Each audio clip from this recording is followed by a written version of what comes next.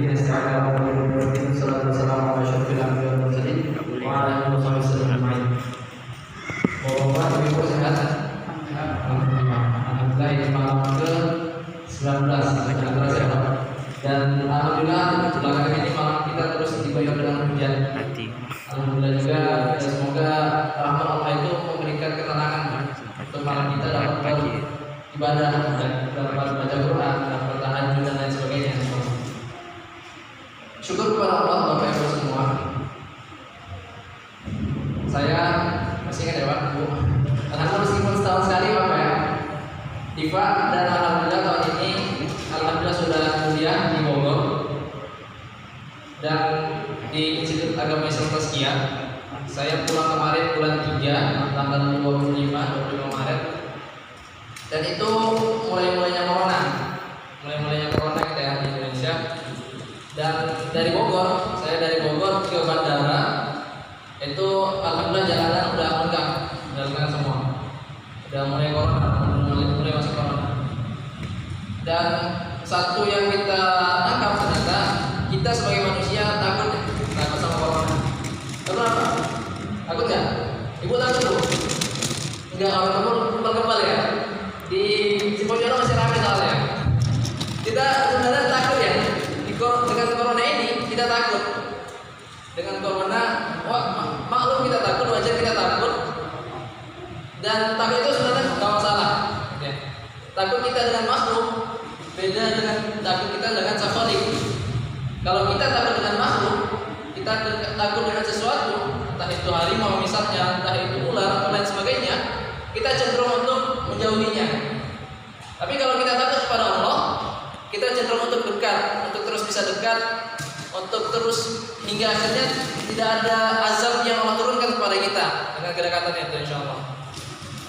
Dan alhamdulillah Bapak Ibu, saya di Institut Tazkiyah dan sekedar info, alhamdulillah banyak beasiswa di situ. Kalau bapak-bapak ibu-ibu mau tahu lebih lanjut, untuk anaknya boleh nanti hubungi saya selain itu. Insyaallah. Dan kampus saya itu ketua yayasannya kalau bapak ibu tahu Muhammad Syafi'i Antonio. Beliau salah satu pakar ekonomi Islam, ekonomi syariah di Indonesia. Sering ngisi juga di TV One atau di Metro TV. Kalau bapak ibu tahu, di beberapa pekan yang lalu beliau mengisi di TV One di Damai Indonesia itu. Beliau menjelaskan bahwasannya di era seperti ini, di kondisi seperti ini, kondisi wabah, ada 4 struktur ekonomi di Indonesia, 4 tingkatan ekonomi di Indonesia. Yang pertama ada namanya Aghniyah Muzaki. Aghniyah Muzaki ini adalah orang-orang kaya, orang-orang yang punya kecukupan dan punya kelebihan dalam hartanya. Jadi ketika wabah ini ada, hartanya nggak ada masalah, nggak ada yang bermasalah dalam hartanya. Golongan kedua ada namanya istiqoah dan muzaki. Ini adalah golongan yang cukup, golongan yang memiliki kecukupan dalam hartanya dalam mencukupi kehidupannya sehari-hari. Tapi ketika ekonomi bagus, dia ekonominya ikut bagus. Ketika ekonomi Indonesia, ekonomi nasional melemah, ekonominya juga memburuk. Gitu. Dan yang ketiga ada namanya miskin. Miskin ini orang yang mampu mencukupi sebagian kebutuhan dari hidupnya. Dan yang keempat itu ada fakir. Fakir orang yang tidak memiliki usaha dan pendapatan sama sekali.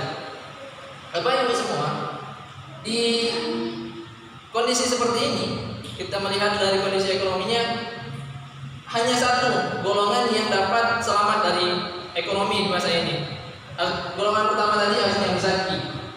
Dan kalau kita lihat lagi secara jauh dalam hal zakat misalnya, kalau kita lihat tahun ini sepertinya orang-orang yang berzakat akan berkurang dan orang-orang yang menerima zakat akan bertambah kan? Jadi Bapak Ibu semua yang punya kelebihan harta, punya kemampuan untuk berzakat, mohon disegerakan kan? Karena ada rencana sebelum malam tarawih kita sudah selesai. Rencana kita sebelum malam tarawih udah malam takbiran kita udah selesai semua insyaallah untuk zakat. Ya meskipun di beberapa pendapat juga ada yang mengatakan bahwasanya orang miskin itu juga wajib berzakat. Ada beberapa pendapat seperti itu karena zakat fitrah fungsinya untuk menyucikan diri. Jadi meskipun dalam satu keluarga itu hanya ada satu yang mampu berzakat, ada yang berpendapat itu wajib yang satu itu. Nah, Bapak Ibu semua, di kondisi seperti ini, di kondisi wabah seperti ini, Allah menjelaskan dalam surah As-Saff ayat 10. Bismillahirrahmanirrahim. Ya ayyuhalladzina amanu hal adullukum ala tijarah tunjikum min 'adzabin alim. Wahai orang-orang yang beriman, maukah kamu aku tunjukkan suatu bisnis? Nah, kalau bahasa Indonesia suatu bisnis katamu. Suatu bisnis yang menyelamatkan kamu dunia dan akhirat. Suatu perdagangan yang menyelamatkan kamu gak cuma di dunia tapi di akhirat juga kamu.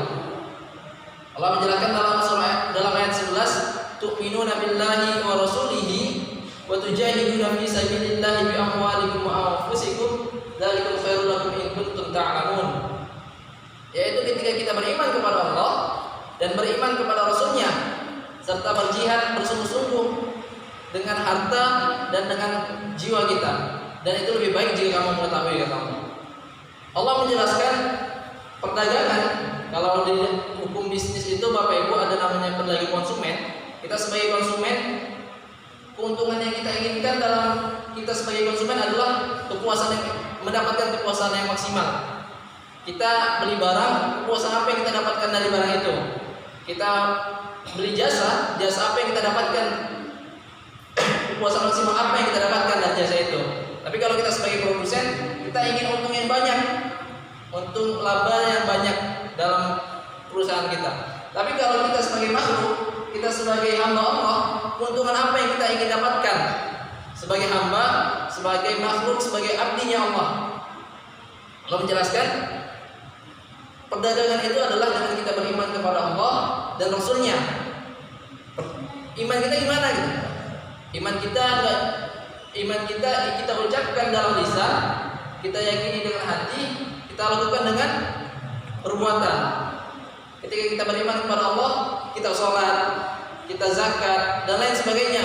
Ketika kita beriman kepada Rasulullah, kita ikuti tauladan beliau, entah itu dalam rumah tangga, dalam mendidik anak, dalam keluarga, dalam bertetangga dan lain sebagainya. Kemudian Allah menjelaskan, wa tujahiduna fi sabilillahi bi amwalikum wa anfusikum. Dan mereka berjihad dengan harta dan jiwa mereka. Allah menjelaskan dengan bi amwalikum, dengan harta.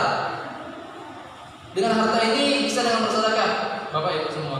Allah menjelaskan dalam surah Al-Baqarah ayat 261, sekiranya mereka bersedekah dengan perumpamaan satu butir biji, dari satu butir itu Allah tumbuhkan 7 cabang, dan dari 7 cabang itu Allah tumbuhkan lagi 100 cabang, sebanyak 100 cabang. Jadi ketika kita berinfak satu, tumbuh 700 balasannya.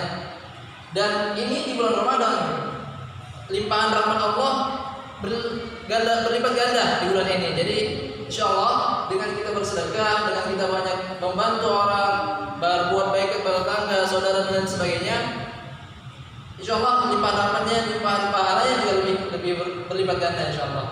Kemudian Allah jelaskan dalam surah Al-Anfal ayat 2, innamal mu'minuna alladzina idza dzukirallahu wajilat qulubuhum wa idza tuliyat 'alaihim ayatuhu zadatuhum imana wa 'ala rabbihim yatawakkalun.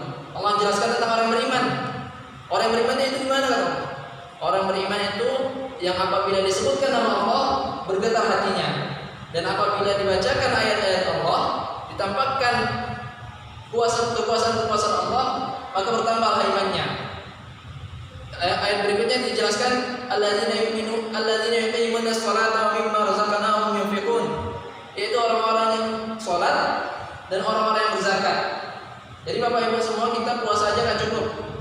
Kita puasa tapi tinggal sholat itu nggak sama aja, nggak ada manfaatnya, nggak ada gunanya gitu. Kalau ibarat kita menampung air di ember, bocor ya, ada bocor ketika kita tidak sholat, itulah ada bocor di ember itu. Jadi airnya keluar, pahalanya nggak ada.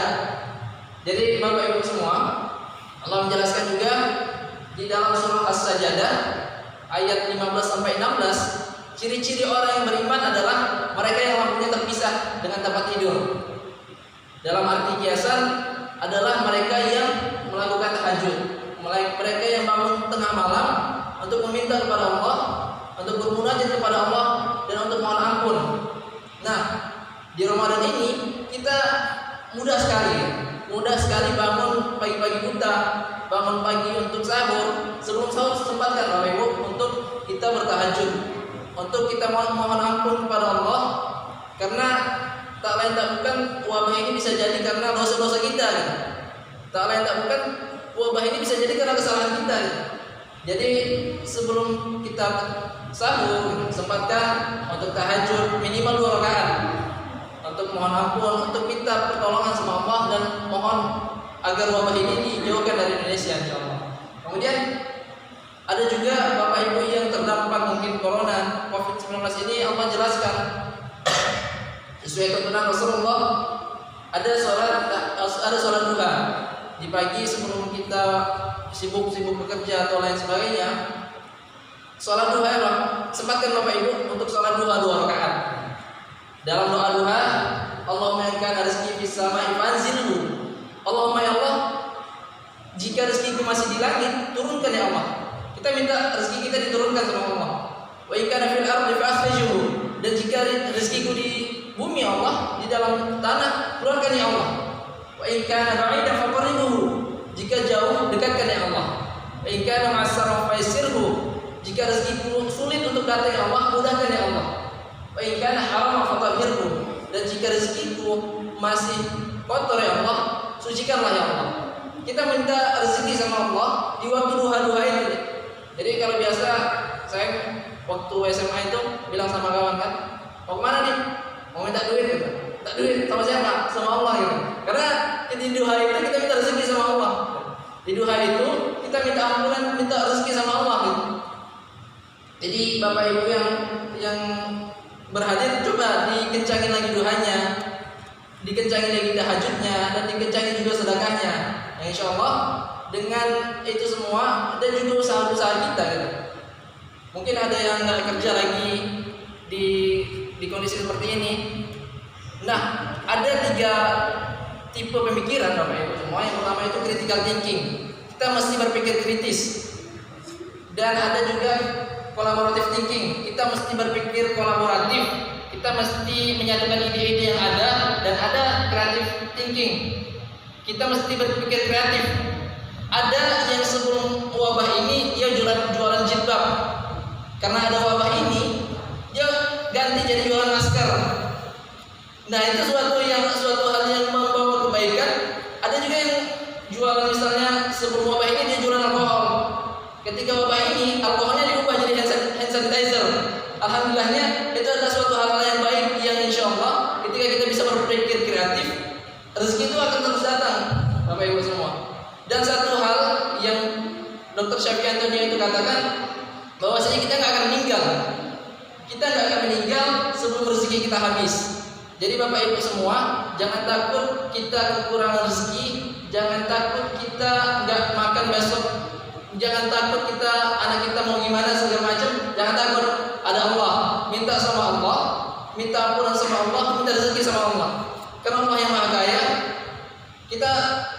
karena kita hamba yang Maha Kaya, kita nggak perlu takut akan kekurangan dan lain sebagainya. Ya, insya Allah dengan keimanan kita dan dengan kerja-kerja kita, insya Allah kita mohon berdoa kepada Allah supaya wabah ini lekas hilang, lekas pulih Indonesia, agar kita dapat beraktivitas seperti biasanya, insya Allah. Mungkin ini saja dari saya, lebih dan